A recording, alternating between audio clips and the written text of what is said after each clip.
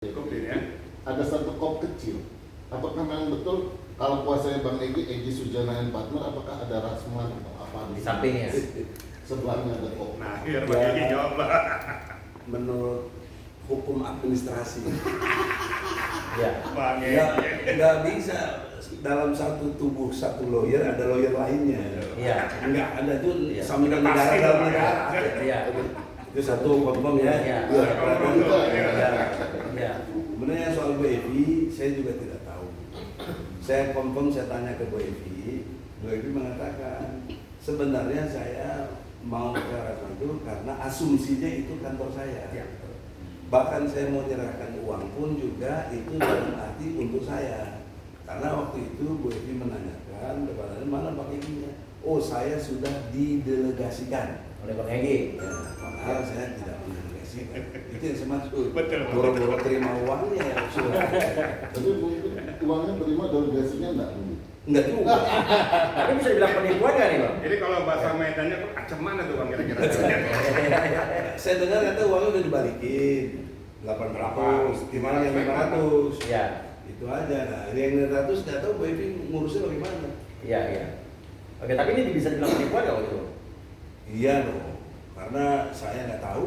Oke. Nama saya ada di situ. Catutan ya Bang ya? Iya. Nah, Bu Evi udah melapor. Bang Egy akan melaporin Rasman nggak? Ya kita lihat ke depan. Kalau dia sadar minta ampun kepada Allah. Iya, iya, iya. Gak usah dihapus. Memang kalau Iya. bicara sama Bang Egy, Iya, iya, iya, iya. apa, Iya, jiwa iya. empati dalamnya masih bunyi gitu. Harusnya dari kemarin minta ampun ya. Ya begitu karena dalam ajaran Islam Pak. Betul. Ya yang Benar, saya benar, pahami benar. surat Ali Imran ayat 134. Iya, iya. Ayatnya maafkanlah kesalahan orang. Iya. Sepanjang mau Sepanjang dianya Minta tidak maaf. tahu diri. Iya, kalau nggak tahu diri. Nggak tahu ya? Enggak lah. Kalau sampai nggak tahu diri mau dilaporin Bang? Ya pasti dilaporin. Laporin. Kalau tidak tahu diri. Oke. Apalagi nantang-nantang jenderal-jenderal. Pak Egy udah ngelaporin. Bu Evi Dia udah nantang ngelaporin. ada senior-senior aku lawan berarti. Iya. Objektif Pak. Jadi Oke, dalam pertanyaan mungkin? Bang, Ya. mau nanya, sempat kemarin juga pas acara pemecatan dari KAI ada yang ngomong juga Bang Egy itu memang ada mungkin maksudnya istilahnya CS lah sama Bang Rasman. Emang seberapa lama sih Bang Egy Sujana kenal sama Bang Rasman? kalau seberapa lama sudah lama ya tadi. Ya sekitar apa ya? 2000 berapa lah. Sehingga saya 2004 ke atas itu. Jadi sejauh mana ya dia sangat ingin, apalagi waktu itu ILC masih berkumandang apa? Indonesia Lawyers Club ya. Dia selalu bilang mau ikut bang gitu. Nah, selalu ikut di ILC bersama saya. Sejak itu aja terus perubahannya jadi begini dia tidak bertanggung jawab. Iya. Jadi sepenuhnya selama ini betul-betul di bawah didikan apa Bang? Lah iyalah. Kok terakhir kok nyimpang Bang? Ya itu kan ada fungsi setan yang menggoda. Itu Bang ya? Iya, iya. Nabi Adam aja terperosok. Jadi sekarang Bang Rasman lagi terperosok. Ya kurang lebih begitu. Oh, gitu ya. Maka kita sarankan Iya. agenda Rasman Sebelum makin dalam, istighfar, Iya. minta ampun, minta Iya. maaf kepada para pihak, saya kira selesai. Iya, iya. Kalau mau tahu diri, betul. Betul Bang? Setuju Bang? Untuk apa kita? ada lagi, kan Bang. persatuan Indonesia kita harus jaga. Bang Rasman sempat berstatement juga kan sempat ditanyakan waktu press conference sebelumnya, Bang ini kok untuk dilantiknya dia sempat di Ambon kan ya, dan tidak ada jarak 2 tahun untuk magang. Dia bilang saya kuliah sambil magang, itu bisa nggak sebenarnya dilakukan? Nah, coba pihak. Tadi Pak Juni sudah jawab ya? Nah, gimana? Kan sudah di ketentuan undang-undang itu kan di runtun. Tadi apa yang dibilang Bang, kalau sesuatu runtun itu apa? Sistematis. Sistematis bukan singkat aja.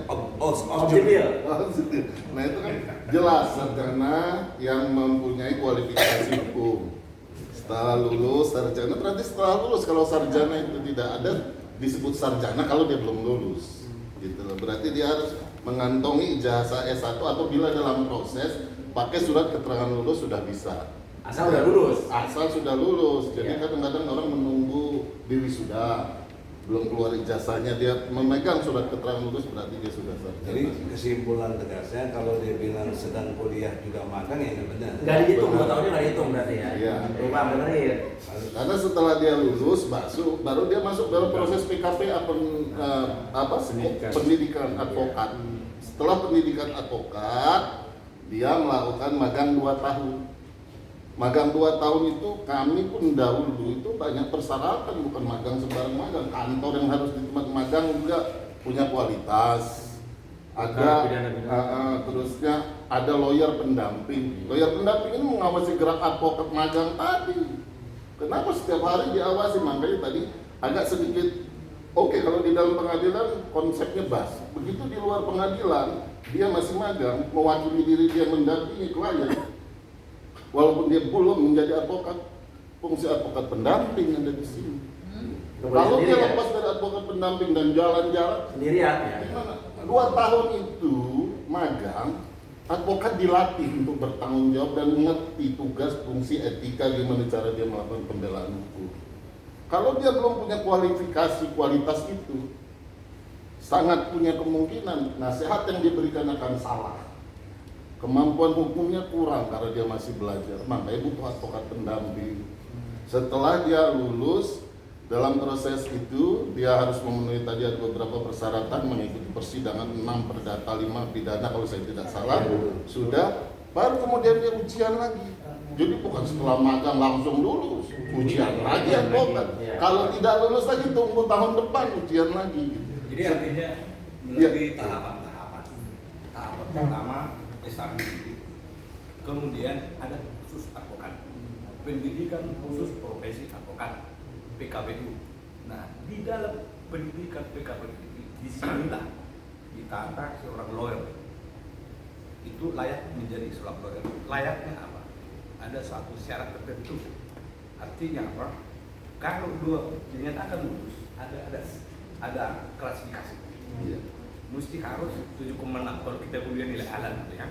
Nah, seperti itu. Nah, selanjutnya juga di dalam pada saat dia pendidikan khusus proses advokat, dipelajarilah di situ kode etik pengacara. Nah, disinilah saya lihat mungkin ada satu kekeliruan atau mungkin ada keraguan ya, atau satu bagaimana sosok saudara Laksamana ini dengan segala hormat menurut beliau itu mungkin umurnya lebih tinggi dari saya. Kalau dari profesi saya lebih dulu 2008 saya bilang. Nah, mungkin cerita sedikit supaya ini clear mengenai saya bicara mengenai sosok beliau ini seorang pengacara. Kenapa ini saya soroti? Kenapa ini saya soroti? Bahwa saya ada satu keraguan, kekhawatiran bila mana nanti kita ya selaku pengacara muda terkontaminasi oleh publik ya dengan seorang pengacara seperti itu ya perilakunya nanti bagaimana orang kepercayaan terhadap pengacara sebenarnya itu yang kita ragukan. Ini pandangan saya dari pengacara muda katakan seperti segala hormat senior saya bicara ini. Dan kemudian memang jujur saya soroti saudara Asman ini. Yang saya soroti adalah mengenai perilakunya itu. Ya, perilakunya satu yang biasa menyebabkan suatu pemberitaan yang ada kebohongan-kebohongan di situ. Ya, memanipulasi, ini ada sesuatu hal yang bukan demikian tapi diciptakan yang menjadi fakta. Fakta ini menjadi kebohongan. Kebohongan ini tersebar di publik. Nah, ternyata suatu ketika terbongkar apa yang disampaikan itu adalah kebohongan. Yang kedua, mengenai bagaimana dia dengan klien. Kita tahu bagaimana sekarang ya mantan kliennya dia. Ada yang bukan, ada yang nah ini yang kita takutkan. Nah, dengan segala hormat saya amat satu apresiasi terhadap KAI yang memecat beliau. Tentu pemecatan itu tidak satu hal yang ujuk-ujuk dipecat. Ya. Tentu ada sebab akibatnya. Sebab akibatnya apa? Tentu ada satu banyak laporan dari berbagai masyarakat. Nah, KAI di sini makanya saya jadi jempol. Nah, karena menyangkut citra dari organisasi. Nah, seperti itu. Mungkin pandangan itu dari saya. Mengenai oknum ini. Jadi dengan segala hormat abang Anda Rasman Arif Nasution cepatlah bertobat. Jadi gini bang, Kita gini, gimana bang? kalau saya lihat ya persoalannya ini gini, dia ini oknum lawyer ini dia ngaku 10 tahun jadi anggota dewan, 12 tahun jadi wartawan, berarti kan 22 tahun. Nah, jadi walaupun kamu jadi wartawan 20 tahun, jadi anggota dewan 20 tahun, masuk pengacara harus magang lagi tetap 2 tahun. Bagaimana Bang Yobil? Iya. Dan harus jadi punya pendidikan. Bukan berarti karena saya pernah jadi wartawan 12 tahun, anggota dewan itu jadi boleh tanpa magang, enggak gitu kan? Enggak, ini kan ada jelas. ketentuan khusus. Makanya kita belum menjadi apakah dia masuk dari sarjana agamanya atau, tapi yang pasti runtunan itu harus tetap dia ikuti. Kalau dia mengacu kepada ilmu harus sarjana agama, tentu kan nantinya beracara di pengadilan agama, di perceraian, di pembagian waris. Ini kan beracara di umum, tentu harus ya dia berpegang pada Itu pun juga dibagi fakultas syariah bangga. syariat. Iya. Kan gitu ya. Benar. Nah, Belum seluruh dia kan. Iya. jadi tetap dia harus, karena profesi advokat kan khusus. Jadi kalau dia boleh jadi wartawan ini punya profesi sendiri, punya etik sendiri. Kita pun punya. Setuju. Coba ada lagi yang nanya mungkin? Tanya? Bang, mungkin hari ini kan soal jasa pembahasan dipertanyakan karena dari kampus sendiri ternyata legal dan miliknya pun sendiri sudah ditahan dan menjalani proses selama 2 tahun. Oke, masalah ijazah. Hari ini ada Pak Rudi Kamunang melakukan konferensi pers dengan Ibnu Khaldun. Sebetulnya yang dilakukan saya dengan Ibu Evi sudah jauh lebih awal dibanding Pak Rudi Kamunang. Pak Rudi Kamunang baru kemarin telepon saya, dia mau ke Ibnu Khaldun.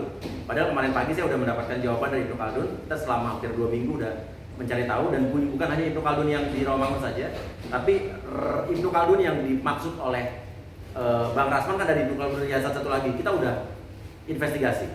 Nah, kenapa saya udah dapat duluan dari Pak Rudi, saya nggak mau ngomong dulu bersama Bu Evi? Karena saya nggak mau sesuatu hal yang ibaratnya belum 100% datanya belum lengkap, belum akurat, kita udah ngomong duluan. Karena saya nggak mau bicara satu arah.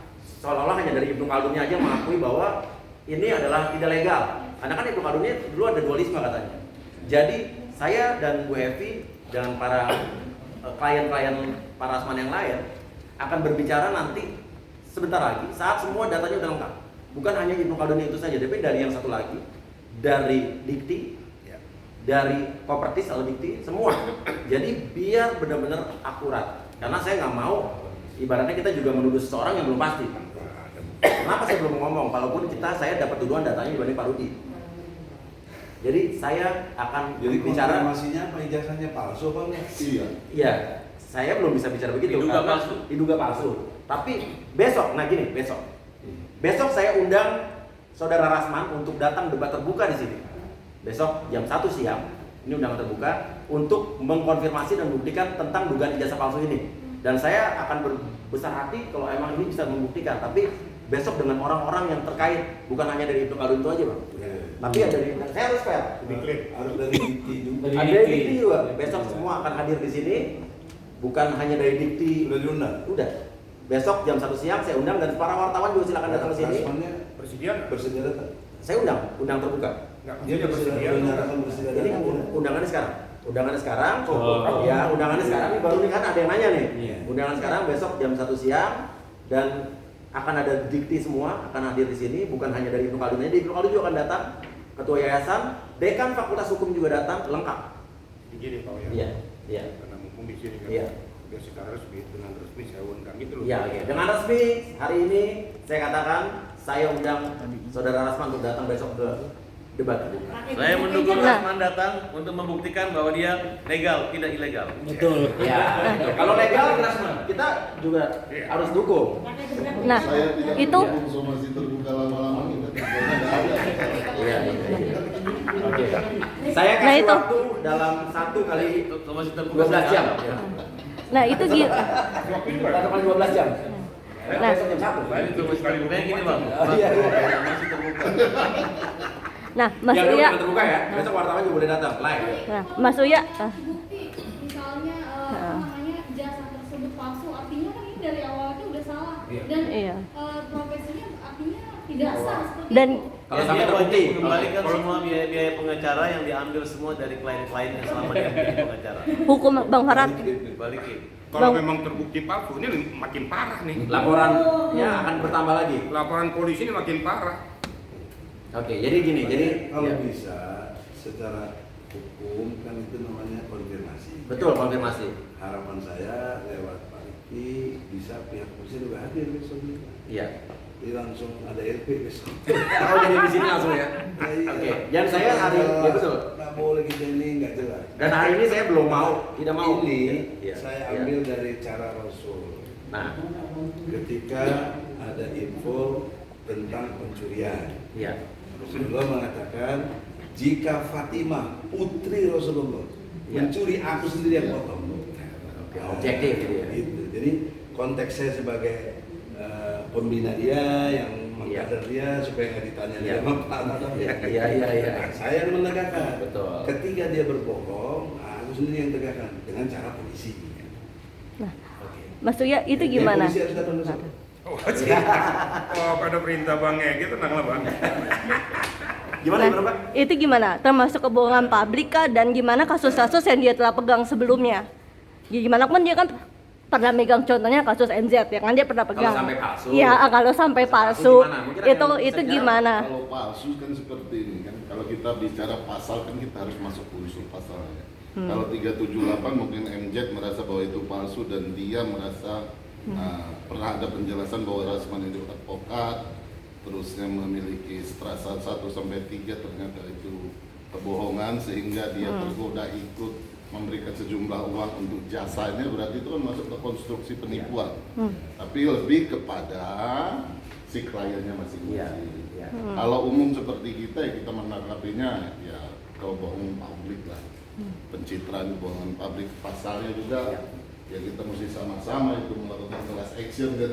Tapi apa gunanya kita class action Ya, terhadap yang Rasman? terkait saja ya. Iya. Tapi ini tidak menuduh ya. Ini karena pertanyaan Anda bila seperti itu terkait seperti bahwa dia memiliki izin advokat, ya tentu kalau memang dia benar melakukan tatanan tadi ya sudah benar. Kalau tidak tatanan tadi seperti undang-undang yang dia ikuti, ya berarti ada kesalahan dalam dia mendapatkan. Ini akan menjadi alasan pemberat aja Iya. seorang advokat yang menggunakan jasa palsu. Iya. Oke, jadi intinya gitu, dan saya tidak mau bicara bahwa ditanya dia ijazah palsu Pak, saya nggak bisa bilang. Iya. Karena ini kan baru dugaan. Makanya kenapa saya belum mau ngomong. Kita buktikan besok saja. Setelah Supaya lengkap. tidak Iya, melampaui iya, ilmu hukum. Iya. Studi kiranya dari pihak polisian itu yang punya akses lab krim. Iya. Kalau ini kan intinya adalah Bu Evi. Karena bilang ini palsu, Iya, betul. mesti ada yang asli. Betul. Nggak bisa ini asli, Betul. nggak bisa bilang Pembandingnya, asli, ini palsu, nggak bisa asal pembanding. Kita akan buktikan besok jam 1 siang. Nah, gitu. Sedikit Pak, Ya, Pak, ya, ya. ya. Jadi pada kesempatan Ya. ini saya juga untuk menginformasikan kepada Pak. Iya. Makanya saya sangat berharap waktu itu saya yang memohon loh waktu itu. Iya. Biar senior saya Bang Egi muncul di sini Ya. supaya betul-betul kita klarifikasi benar. Nah, ini bakal klarifikasi sekali. Iya. Gitu. Makanya saya berbahagia Bang Egi muncul. Jadi jangan dikira saya memfitnah. Saya tidak mengganggu orang karena konteks yang saya katakan terdahulu adalah konteks pra-peradilan. Saya tidak menyimpang kemana. Saya tahu pasti Bang Egi itu menerima kuasa, bukan dia. Bang Egi yang menerima kuasa untuk hal-hal yang khusus. Kalau ada hal-hal yang khusus itu harus perintahnya Bang Egi, bukan Dan dia. fokus untuk Dan KPK. fokus untuk KPK. Dan berhasil juga kita. Nah, maka sebenarnya terima Kalau kasih ya Bang Egi. berhasil, KPK kita berhasil. Kan saya bilang kan saya terima kasih. Saya bilang, "Pak, ini saya luruskan supaya jangan melompat." Nah, Bang Egi sudah menjelaskan, berarti clear semua. Clear. Kalau Ya. di konteks pra peradilan, Bang Egi sudah langsung ngomong kami tidak terlibat di situ. Kita punya tugas masing-masing. Mungkin gitu. Betul, jelas sekali clear. Ya, karena kontekstualnya kan terhadap podcast sebelumnya ya. Iya, betul. Podcast sebelumnya yang dibicarakan itu adalah surat kuasa terkait beracara pada proses Pra-peradilan. Itu tidak ada dua. Betul. Kenapa? Kalau ada dua tentu ada dua pra-peradilan. Betul. Tidak ada dua surat kuasa dalam Tidak ada kasus dua yang sama. surat kuasa. Bisa satu pengacara menunjuk 50 pengacara juga nggak? Iya. Pak Egi, maaf ya, Masalah. saya tanya ya, dulu pernah daftar pra-peradilan di Jakarta Pusat nggak yang cabut? Tentang saya. Kenapa Pak Egi? Oh,